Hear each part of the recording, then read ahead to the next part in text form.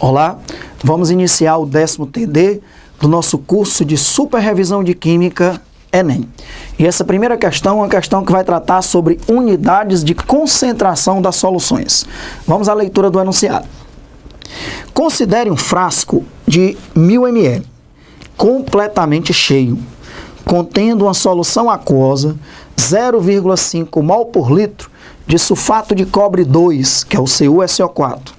A respeito desta solução, assinale a alternativa correta. Aí nós temos 5 itens para marcar o item correto. Vamos logo anotar as informações que ele deu na questão. Ele diz aí que tem 1000 ml, portanto o volume 1 litro. 1 litro de uma solução de sulfato de cobre 2. Eu sei que é o sulfato de cobre 2, porque o cobre ele tem inox variável.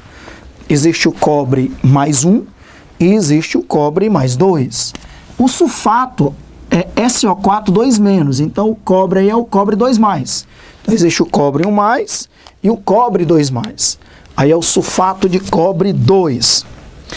E a respeito dessa solução, que tem uma molaridade de 0,5 mol por litro, ele faz as 5 afirmações. Vamos analisar a afirmação do item A. Item A. O frasco contém um total de 1 mol de íons por litro de solução. 1 mol de íons por litro de solução. Ora, o volume da solução já é 1 litro. Então, em 1 litro de solução, nós temos 0,5 mol de sulfato de cobre, correto? Como a molaridade da solução é 0,5 mol por litro, em 1 litro de solução, com certeza você vai concordar que nós temos 0,5 mol de sulfato de cobre. Só que tem um detalhe, o sulfato de cobre é um sal que após se dissolver, ele se dissocia. Dissociação iônica, separação dos íons, separação do cátio e do ânion. Se nós formos fazer a dissociação iônica do sulfato de cobre, a carga do cobre nós já vimos que é 2+, e a carga do sulfato 2-, então isso vai produzir 1 mol de cobre 2+ aquoso e 1 mol de SO4 2- aquoso.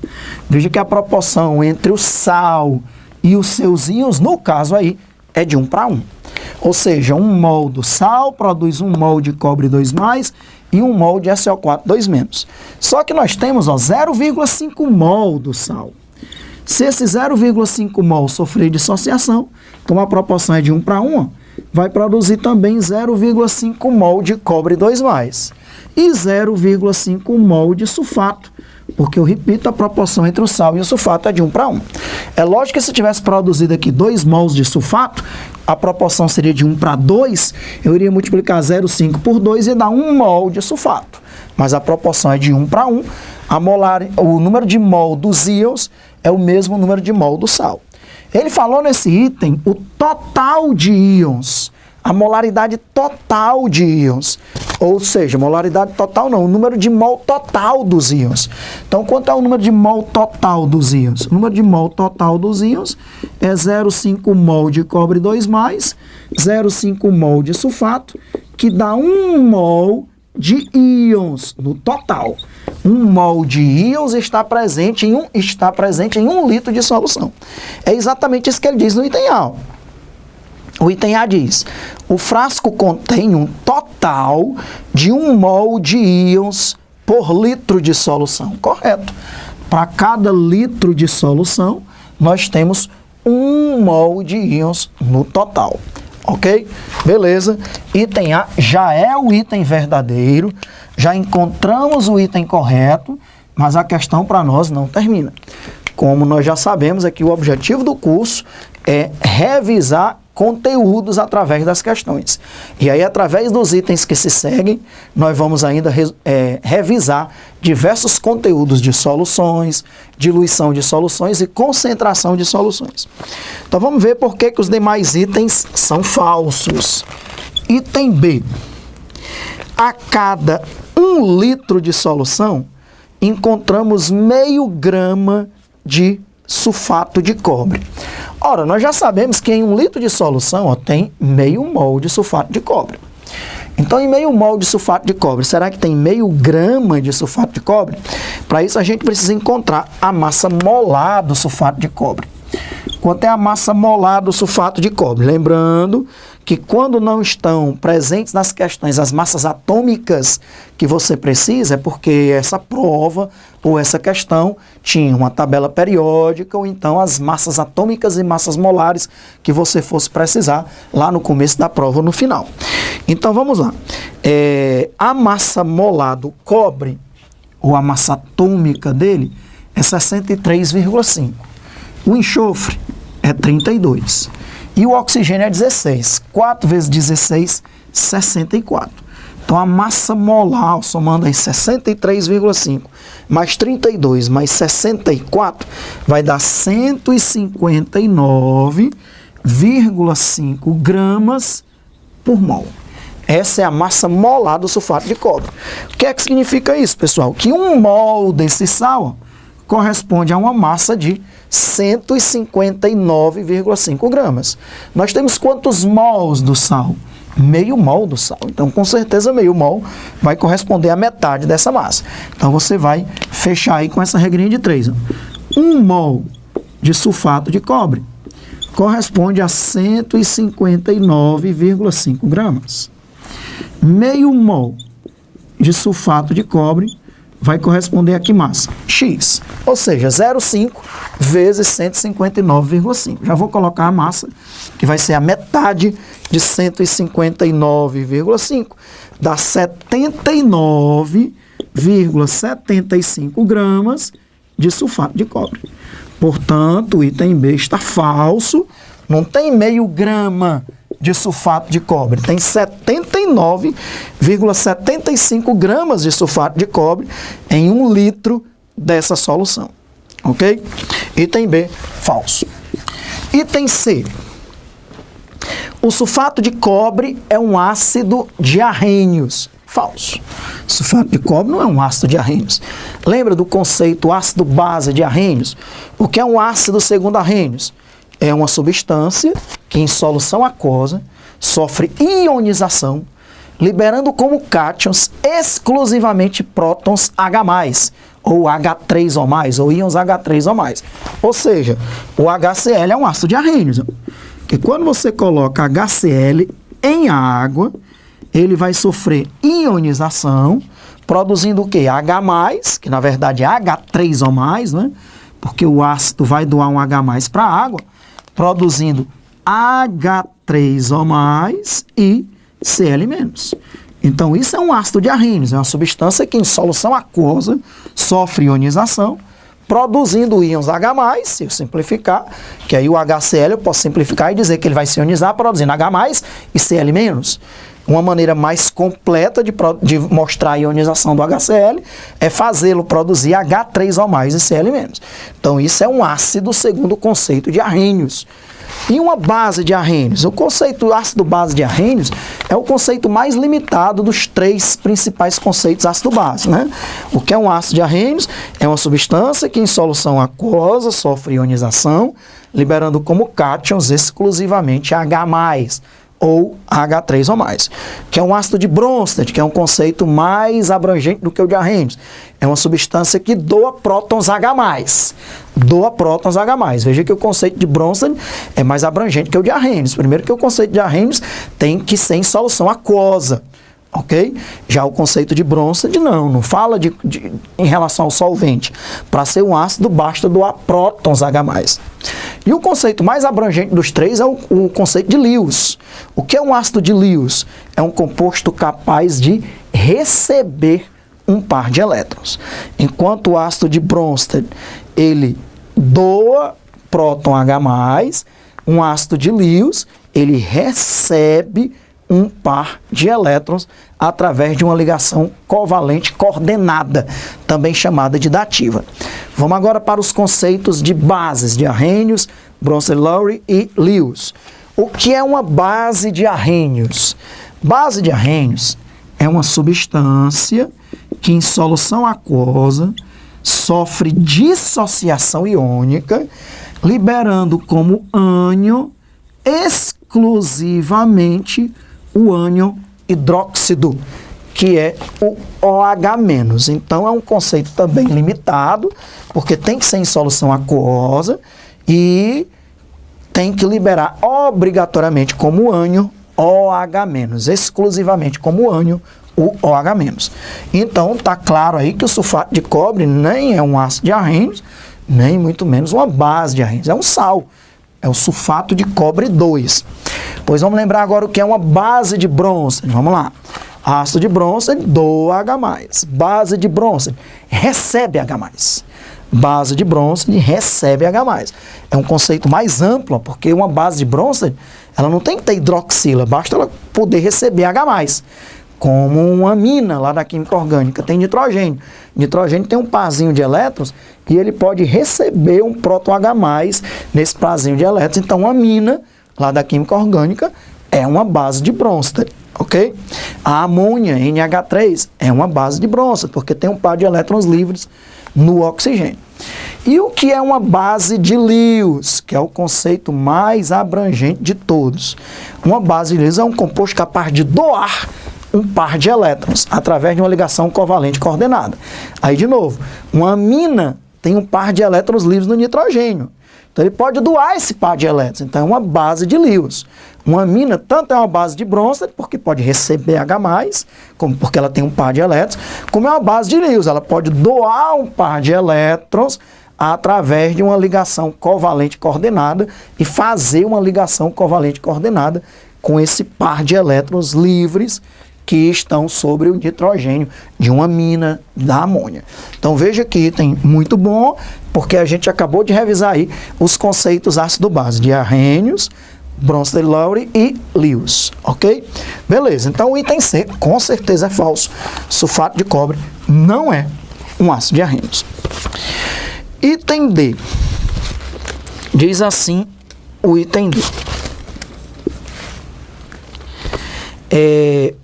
Para obtermos uma solução 1 molar, ou 1 mol por litro, de sulfato de cobre, a partir de uma solução 0,5 molar, 0,5 mol por litro, basta diluir a solução estoque 2 vezes. Com certeza está falso. Como é que você quer obter uma solução 1 mol por litro, a partir de uma solução meio mol por litro, e você quer diluir a solução? Falso. Se você diluir uma solução, você acrescenta água, você acrescenta solvente. Como você acrescenta solvente, a molaridade da solução diminui. Então, diluir uma solução significa diminuir a concentração dessa solução. E aí, com certeza não é isso que você quer. Você quer fazer o que a gente chama de concentração de soluções, que não é muito comum, não é tão comum quanto uma diluição. Num laboratório de química é muito comum se fazer uma diluição. Geralmente eu tenho uma solução, por exemplo, de ácido sulfúrico, uma solução bem concentrada lá no laboratório. Aí se eu quiser preparar uma solução 1 mol por litro, meio mol por litro, 0,25 mol por litro, eu vou pegar essa solução concentrada e vou diluir, ok? Para a concentração que eu quero. Então isso é muito comum em laboratório. Fazer o oposto é menos comum, você já ter uma solução diluída e querer obter uma solução mais concentrada. Até porque sempre a gente vai ter lá no laboratório um recipiente com uma solução bem concentrada para você obter as soluções diluídas que você quer. Mas essa operação também existe. É o que a gente chama de concentração de soluções, que é feita geralmente pela evaporação de uma parte do solvente. Quando você evapora uma parte do solvente, você está fazendo o contrário da diluição. Enquanto na diluição você acrescenta solvente para diminuir a sua concentração, na evaporação ou concentração de soluções, você evapora uma parte do solvente para que a concentração aumente. É lógico que o soluto tem que ser um soluto não volátil, como um sal. Sulfato de cobre é um soluto não volátil. Se você evaporar uma solução de sulfato de cobre, só quem evapora é a água. O sulfato de cobre não evapora. ok? Então você pode pegar uma solução 0,5 mol por litro e reduzir o seu volume à metade.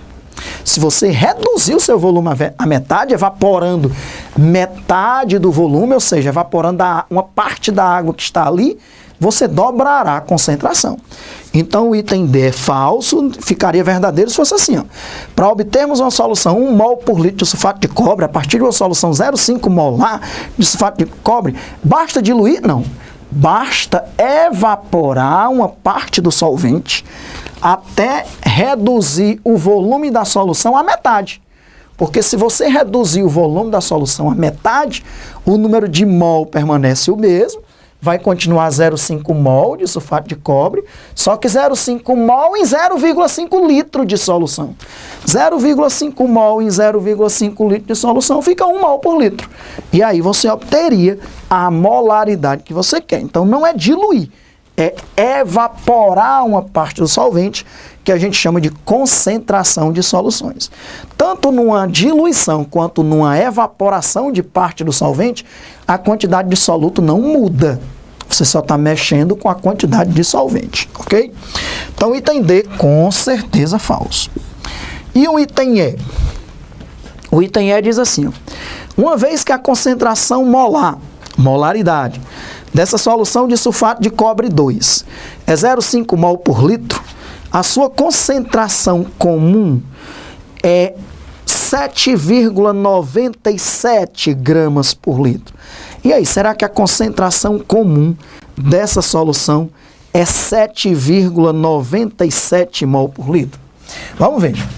Ora, nós já sabemos que em 1 litro de solução, nós temos 0,5 mol de sulfato de cobre. Inclusive, já temos a massa desse 0,5 mol de sulfato de cobre, ó, que é 79,75 gramas de sulfato de cobre. Então, se você tem a massa do soluto, ó, e tem o volume da solução, você encontra a concentração comum. Qual é a definição de concentração comum que a gente costuma representar pela letra C? A concentração comum de uma solução é a razão estabelecida entre a massa do soluto, M1, e o volume da solução, geralmente em litros. Então, a massa do soluto é 79,75 gramas e o volume da solução é 1 litro. Então, a concentração comum dessa solução é 79,75 gramas por litro e não 7,97 gramas por litro. Ele colocou aí um valor dividido por 10, 7,97 gramas por litro. O item é falso. Lembrando, ó, que você já tinha a molaridade e pedia a concentração comum. Não precisava, basta usar as definições. Mas existe uma fórmula que a gente já falou aqui no nosso curso de revisão Enem, que é aquela fórmula que relaciona as principais unidades de concentração, lembra? Cuidado, mamãe mandou trabalhar 1000 dias. Que relaciona, vamos lembrar, a concentração comum, a molaridade, que é a concentração em mol por litro. Isso aqui é a massa molar do soluto, isso é o título em massa. Isso é a densidade, que tem que estar em grama por ml ou grama por centímetro cúbico, que é a mesma coisa. Por isso que tem esse 1000 na fórmula, que é exatamente para transformar o ml da densidade em litro da concentração comum, em litro da molaridade. Então veja que isso aqui tem duas igualdades. Então você pode usar o pedacinho da fórmula que você quiser. Você pode relacionar a concentração comum com molaridade, usando esse primeiro pedacinho. Relacionar a concentração comum com título e densidade, usando o segundo pedacinho. O primeiro com o último, né? E pode também relacionar molaridade, densidade e título, usando o segundo pedacinho com o terceiro. Nesse caso aí, ó, se você quisesse usar um pedacinho da fórmula da mamãe, ó, seria esse pedacinho aqui, ó, que relaciona concentração comum com a molaridade. Era só substituir.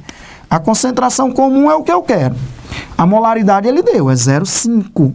E a massa molar do soluto nós já encontramos. Quanto é a massa molar do sulfato de cobre? 159,5. 159,5. Quanto é a concentração comum? 0,5 vezes 159,5, que dá exatamente 79,75 gramas por litro. Essa é a concentração comum. Então, está em um segundo modo para você encontrar a concentração comum diretamente a partir da molaridade, usando aquela relação entre concentração comum e molaridade. Então, uma boa questão, uma excelente questão, para a gente começar aí o nosso 10º módulo de revisão Enem, revisando unidades de concentração das soluções, conceitos ácido-base, diluição, concentração de soluções, molaridade de íons. Questão excelente. Voltamos já já para resolver a questão seguinte.